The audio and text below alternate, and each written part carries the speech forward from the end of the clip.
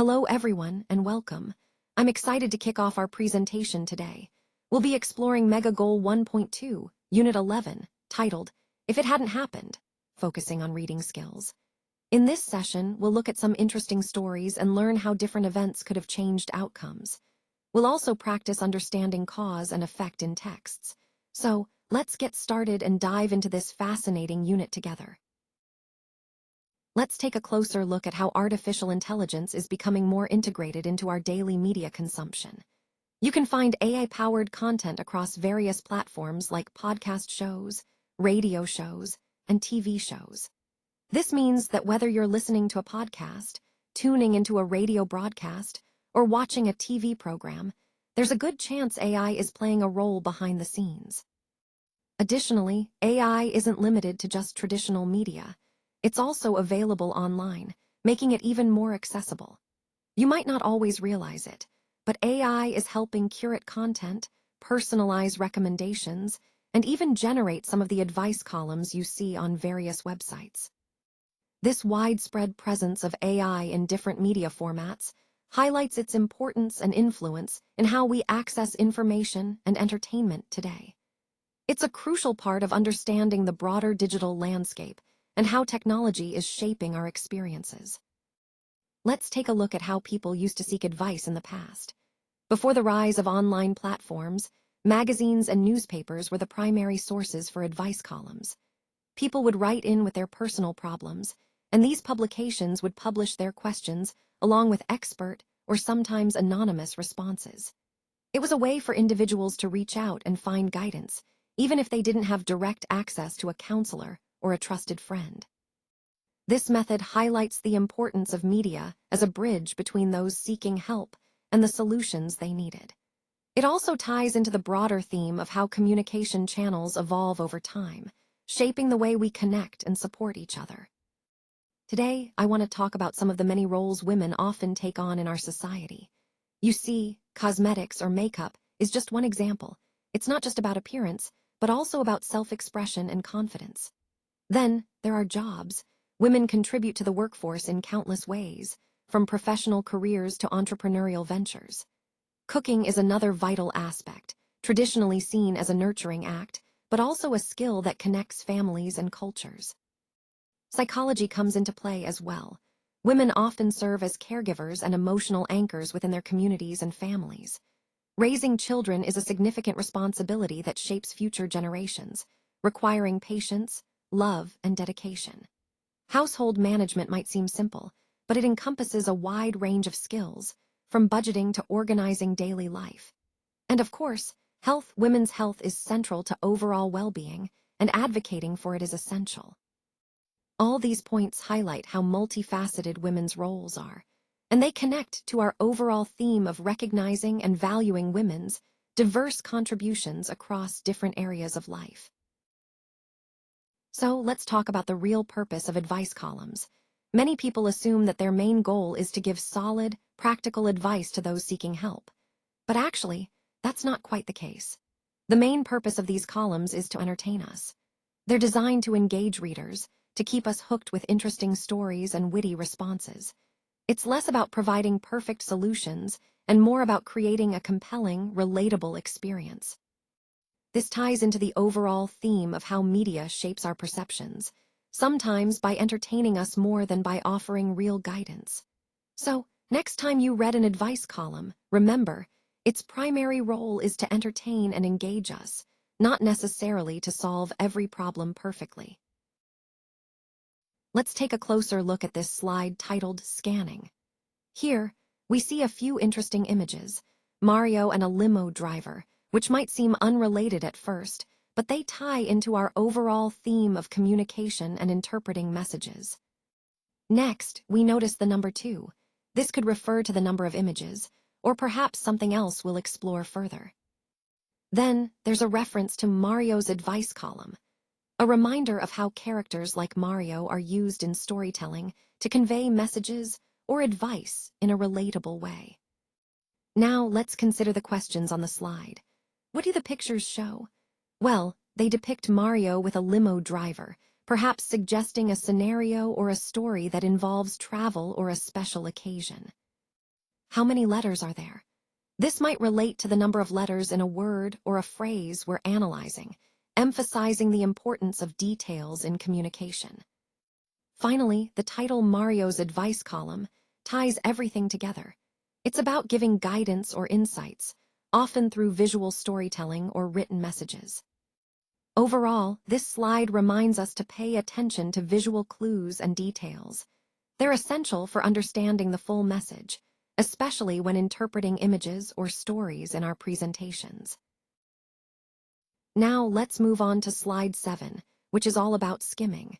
Here, we're looking at a situation where a friend has a problem, and we need to understand the main idea of a letter they've written. The key question to focus on is, what is the main idea of this letter? As we listen, I want you to think about the core message the friend is trying to communicate. When I ask you to listen and answer, it's a chance for us to practice quickly identifying the main point, which is an essential skill in reading comprehension. So remember, when skimming, your goal is to get the general sense of the message without getting bogged down in every detail. This helps us grasp the overall meaning efficiently, especially when dealing with longer texts or when time is limited. This skill connects to our broader theme of understanding and interpreting texts effectively.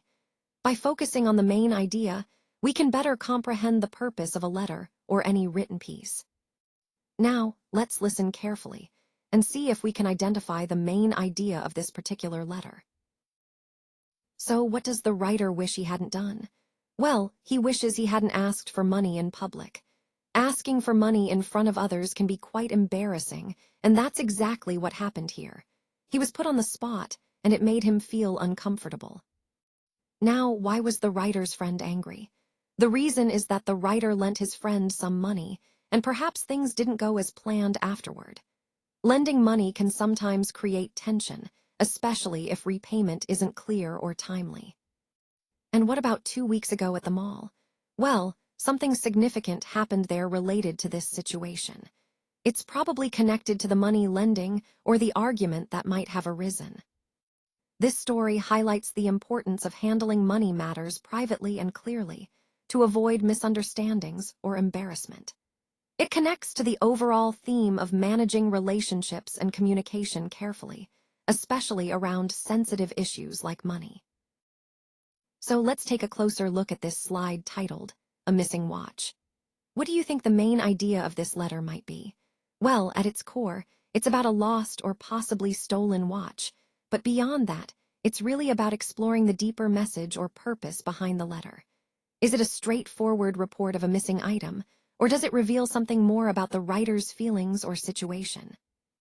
When we analyze these kinds of letters, it's important to think about what the author is trying to communicate beyond just the facts. Are they seeking help, expressing frustration, or maybe trying to evoke sympathy?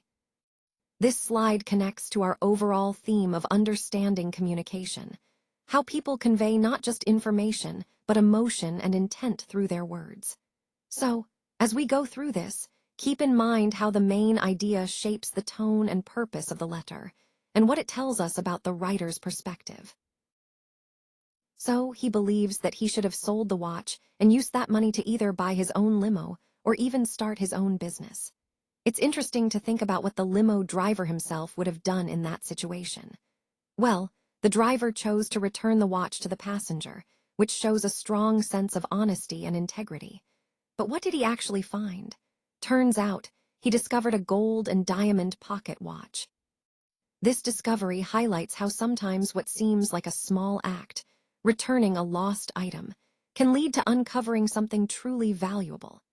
It ties into the overall theme of integrity and the unexpected rewards that come from doing the right thing. Let's look at a word that means money that a parent regularly gives to the child. This is a common situation in many families, and understanding this term can help us better grasp family dynamics and financial support systems. The word we're looking for is often used in the context of allowances or regular monetary gifts.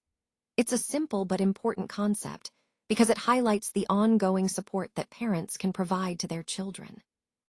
Recognizing this term helps us connect to the broader themes of financial responsibility and family relationships. So, Think of it as the regular, often small, payments that help children manage their expenses or learn about money management. Let's focus on finding a word that means to show displeasure. When we're trying to express dissatisfaction or unhappiness, we often use words like frown, complain, or grumble. But in a more specific context, the word scowl really captures the idea of showing displeasure through a facial expression. It's a visual cue that someone isn't happy and is unhappy with what's happening. Recognizing these words helps us understand how feelings like displeasure are communicated, whether through words or expressions. This ties into our overall theme of effective communication. Being able to express emotions clearly and accurately is key in both personal and professional interactions. Let's explore a word that means not to have any social contact. When someone is isolated, they are essentially cut off from interactions with others. This can happen intentionally or unintentionally, and it often impacts a person's mental and emotional well-being. Isolation might be due to personal choice, circumstances, or even external factors like health issues or social barriers. Recognizing this concept is important because understanding isolation helps us empathize with those who might be feeling lonely or excluded. It also ties into our overall theme of social connection and the importance of staying engaged with others.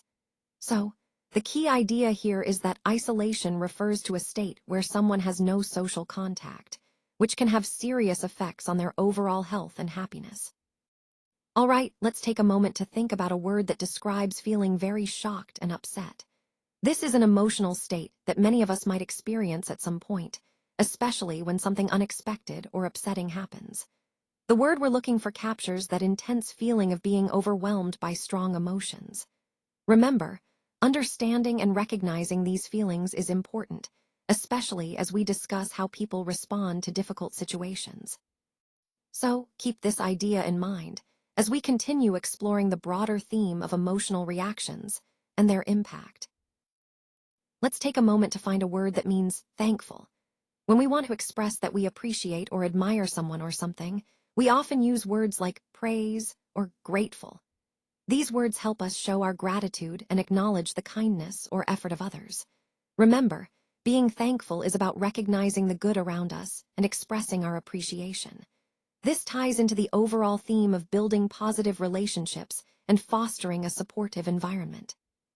So, think about words that convey this sense of gratitude and admiration. It's a simple but powerful way to strengthen connections.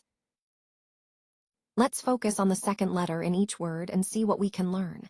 When we scan through, we must pay attention to the key verb phrases that include must, should, and could. These words are crucial because they should guide our actions and decisions. For example, if we must follow certain procedures, it's important to understand why. Similarly, if we could implement new strategies, we should consider the benefits and potential challenges. By actively scanning and highlighting these phrases, we must ensure we're aligning our efforts with the overall goals of the project. This process should become a regular part of our review to stay aligned and proactive. Remember, recognizing these key phrases could make a big difference in how effectively we move forward. Must have is used to make a conclusion. It helps us determine what is essential or necessary in a given situation. Think of it as the final say on whether something is required or not. Must have emphasizes certainty and obligation, which is why it's perfect for drawing conclusions. On the other hand, must have, should have, and could have are used to express regret about possibilities in the past. Must have reflects a strong belief about something that definitely happened. Should have indicates a missed opportunity or a mistake in the past that we wish had been different. Could have suggests a possibility that was missed or an alternative that might have been better. These expressions help us talk about what might have been or what we wish had gone differently, connecting past regrets with present reflections. Overall, understanding these subtle differences allows us to communicate more clearly about decisions, obligations, and regrets, which ties back to our larger theme of effective communication and decision-making. Now, let's look at the key points from this slide. First, we see that the driver had some thoughts about what he could have done differently. He believed that he should have sold the watch and used the money to buy his own limo or even start his own business. This shows how sometimes we might regret not making bold choices or taking opportunities that could have improved our lives. Next, we see that the driver returned the watch to the passenger. This highlights honesty and integrity, which are important qualities in any profession, especially in service roles like drivers. Then, there's the detail that the driver found a passenger's diamond pocket watch. This small item represents trust and the importance of being honest when you find something valuable that doesn't belong to you. Moving on, the letter writer expresses regret about asking for money in public. This reminds us that the way we handle requests for help or money can impact relationships. Asking discreetly is often the better approach. Finally, the overall theme here ties back to the idea of integrity, wise decision-making, and understanding the consequences of our actions. Whether it's about how we handle valuable items or how we communicate, these moments define our character and influence our future.